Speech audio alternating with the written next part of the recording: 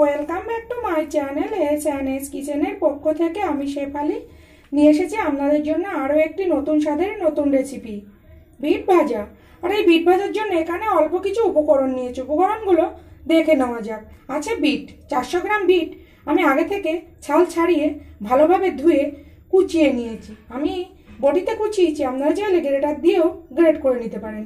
আছে একটা ছোটো সাইজের আলু, আলুটা আমি কেটে ধুয়ে জলে ভিজিয়ে রেখেছি, এরকম সাইজ করে কেটে নিয়েছি। আছে একটা পেঁয়াজ কুচিয়ে নিয়েছি, আছে চেরা কাঁচা লঙ্কা, আরও অন্য অন্য উপকরণও আছে।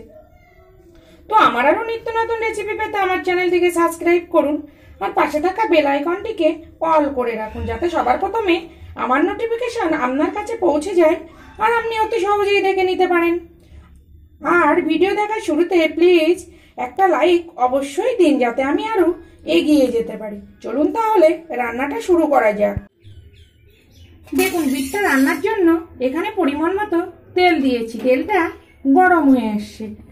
আর এখানে ফোড়ন দেব কালো জিরে, আর দিয়ে দেব দুটো চেরা কাঁচা লঙ্কা, আর সঙ্গে দিয়ে দেবো যে পেঁয়াজটা আমি কেটে রেখেছি পেঁয়াজটা।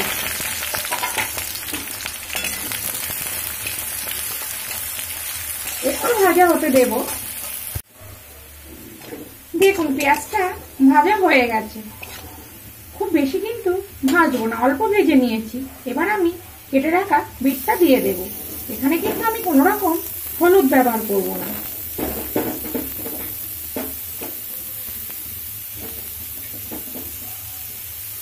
অল্প একটু লবণ দিয়ে ঢাকা দিয়ে রান্নাটা হতে দেব।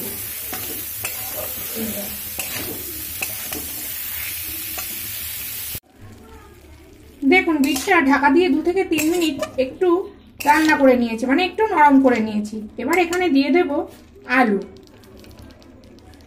আলুটা দিয়ে আরো ঢাকা দিয়ে 2 থেকে 3 মিনিট রান্না করে নেব।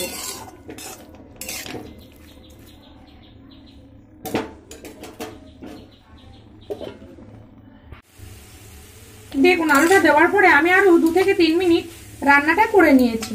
এখানে এবার দিয়ে দেব অল্প পরিমাণে চিনি, দিয়ে আর কিন্তু ঢাকা দেব না, একটু নাড়াচাড়া করে ভালো করে ভেজে নেব।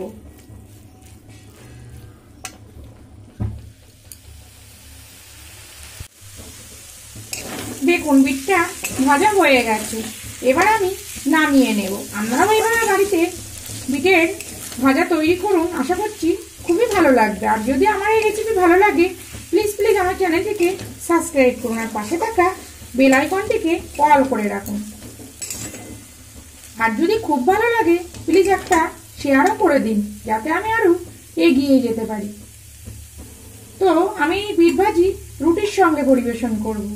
আপনারা চাইলে ভাত রুটি দুটোর সঙ্গেই পরিবেশন করতে পারেন, তবে রুটির সঙ্গে খেতে বেশি ভালো লাগবে। আবার ফিরে আসবো নতুন কোনো রেসিপি নিয়ে।